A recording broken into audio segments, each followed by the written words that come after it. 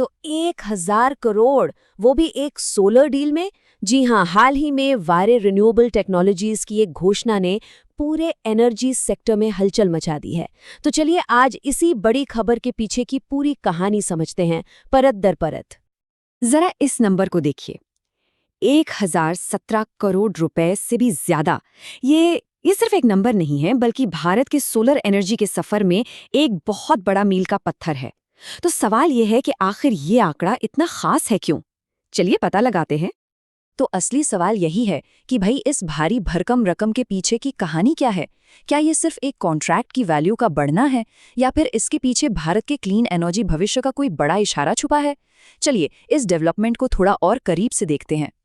देखिए, सबसे पहले तो ये समझना जरूरी है कि 10 नवंबर 2025 को जो ये खबर आई, वो किसी नए नवेले कॉन्ट्रैक्ट की नहीं थी। असल में ये एक पहले से चल रहे प्रोजेक्ट के कॉन्ट्रैक्ट में एक बहुत बड़ी बढ़ोतरी की खबर थी। तो हुआ ये कि कॉन्ट्रैक्ट में करीब 27.22 करोड़ रुपए और जोड़ दिए गए। अब शायद सुनने में लगे कि 1000 करोड़ की डील में 27 करोड़ कौन सी बड़ी बात है, लेकिन असली खेल इसी छोटी सी रकम का है। इसी ने एक बहुत बड़ी साइकोलॉजिकल और फाइनेंशियल लाइन को क्रॉस करवा दिया।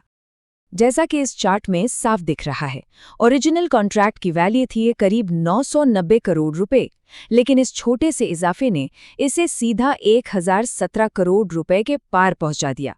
और जानते हैं, यही वो 1000 करोड़ का आंकड़ा पार करना है जो इस खबर को इतना बड़ा बना देता है।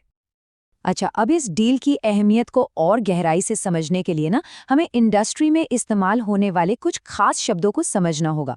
तो चलिए फटाफट देखते हैं कि ये ईपीसी और टर्नकी का असल में मतलब क्या होता है। तो पहला शब्द है ईपीसी, मतलब इंजीनियरिंग, प्रोक्योरमेंट और कंस्ट्रक्शन।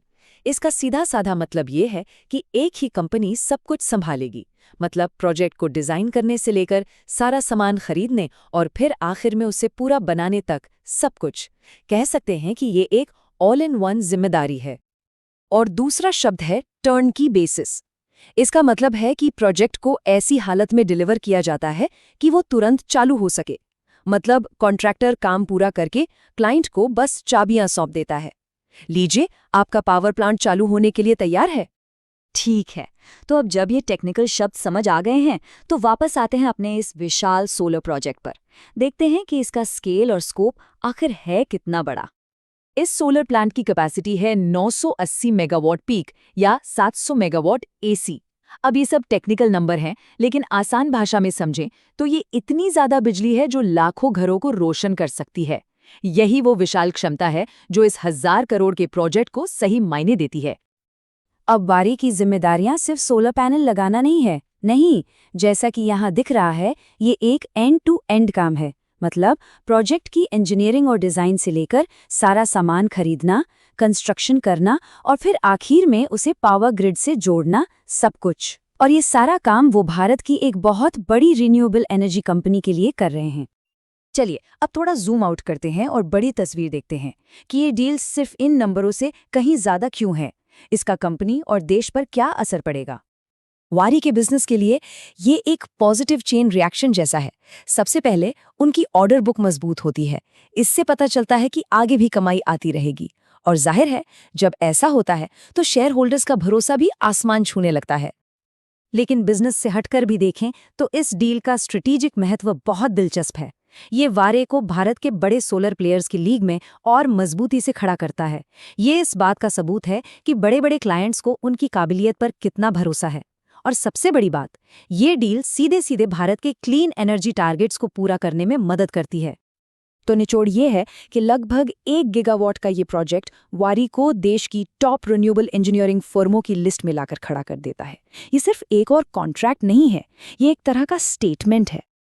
और हाँ, एक मजेदार बात, वारी की जो ऑफिशियल फिलॉसफी है वो है execution with pace and comfort, यानी तेजी और आराम के साथ काम पूरा करना। ये उनके काम करने के तरीके के बारे में काफी कुछ बताता है ना?